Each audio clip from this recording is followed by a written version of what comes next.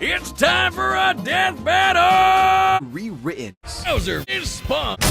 He turned all the toads into bricks. Bowser is nothing if not persistent. That spiked shell takes a lot of punishment. Not even the weight of a castle can scratch it, especially when he rolls up like a prehistoric Beyblade. And the Koopa King doesn't just breathe fire and control lava, he commands nature itself. Spitting meteors from outer space, beckoning the earth with a snap, inhaling torrents of wind, straight up calling down lightning. Dabbling in dark magic. The original NES manual even describes him as a sorcerer king. Magic is how he turned the toads into bricks, only countered by the princess's heart magic. But that's not all the magic he's mastered. Telekinesis, creating perfect clones, reanimating his undead skeleton. Magic star rods, warships, clown cars, you name it. His clumsiness, Bowser's charisma, and leadership brought many to his side. Not enough to defeat Mario, but his army doesn't make it easy on the Red Plumber. They're the most wicked band of misfits this side of World 8-4. The Koopa Troop. An army spanning multiple territories across the Mushroom World and beyond. Goombas, Koopas, the Troopas, and the others make up the infantry. Some with wings, some in shoes, and some even in race cars. They're the red shirts, first in and first out. Piranha plants, bloopers, and lakitus use their surroundings to get the jump on unsuspecting prey, by land, sea, or sky. We'd be here forever jotting down the small fries, booze, shy guys, sentient bombs with feet, and more. It was imperative for Bowser to nurture a unit that covers their own vulnerabilities. For example, Kamek and King Boo both have magic, but Boo has battlefield control with illusions and destabilizing dimensions, while Kamek focuses on buffing allies, canceling enemy powers, summoning anything he desires. Speaking of items, most of the minions can use pretty much any power-up Mario can. The Goombas make frequent use of Tanuki tails, and Bowser can really get into the cat roleplay. Oh, you mean like his kids, the Koopalings? They're adopted. What's the difference? Good point.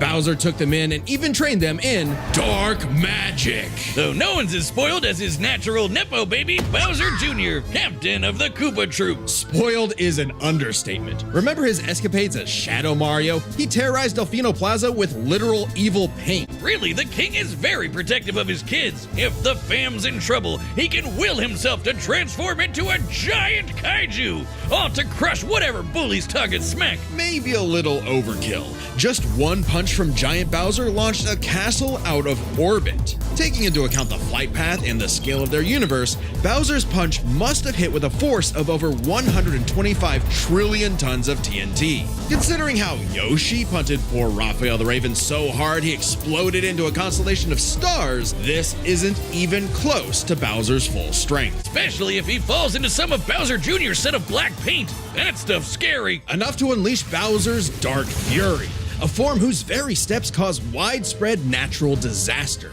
Bowser's dark magic became so potent he eventually learned how to warp the very fabric of reality. Anything the king imagines, he makes happen.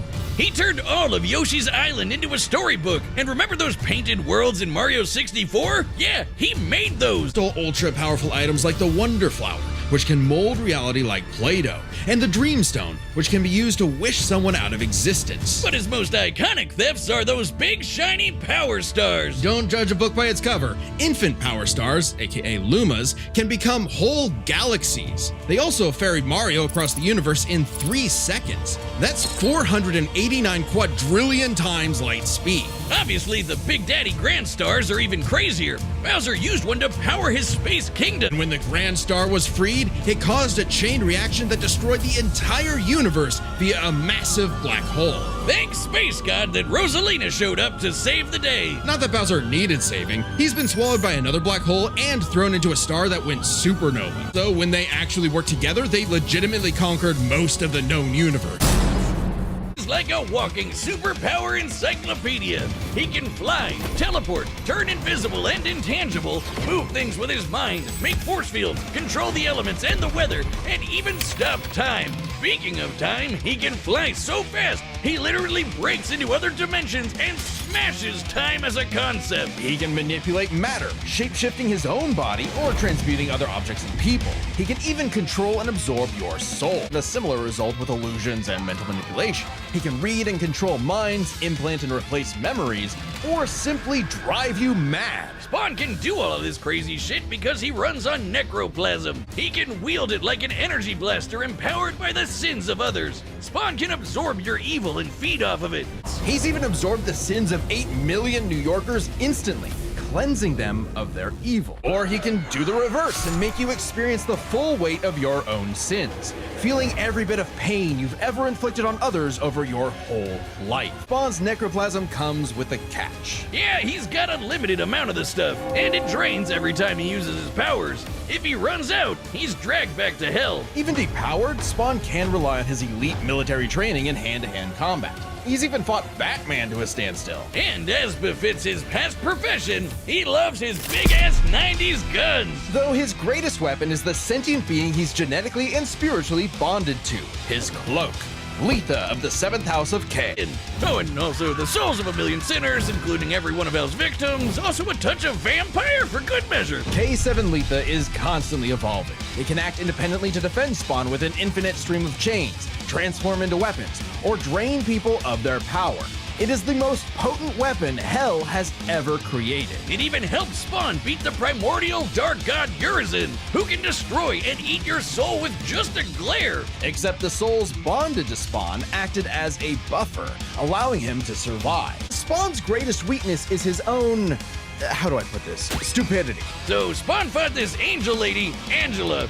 She had this dimensional lance that could wipe Hellspawn out of existence, and Spawn got it. But instead of, being cautious, he just had to push the big shiny button and activate it on himself. And so, Spawn was forever destroyed, until he reconfigured reality to undo his own inexistence. King Spawn is literally a part of Hell itself, gaining access to an unlimited pool of energy that increases 100-fold with every heartbeat. He's effectively omnipotent in there, and strong enough to challenge other Hell Lords like Mammon and Satan. He got so strong, the only thing left was to finally resolve the war between heaven and hell. By eating the fruit from the Tree of Life, Spawn became truly divine, capable of battling God and Satan in a stalemate for eternity that extinguished all life on Earth. And each of them are powerful enough to create and control infinitely sized universes. Spawn broke the stalemate by letting God and Satan destroy him, only for Gaia to separate the two from the reality they threatened. Then, just like that time with the Lance, Spawn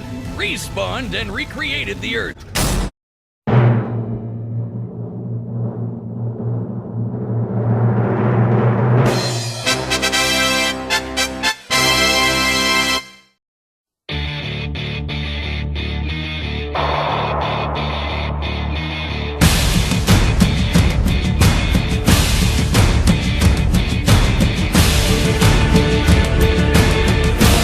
Speaking of time, he can fly so fast, he literally breaks into other dimensions and smashes time as a concept.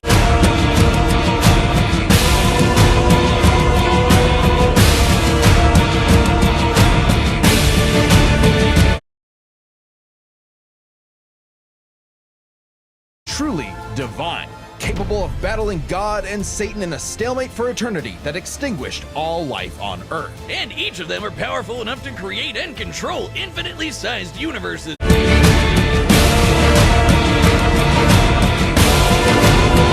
Had this dimensional lance that could wipe Hellspawn out of existence, and Spawn got it. But instead of, being cautious, he just had to push the big shiny button and activate it on himself. And so, Spawn was forever destroyed, until he reconfigured reality to undo his own inexistence. He can even control and absorb your soul.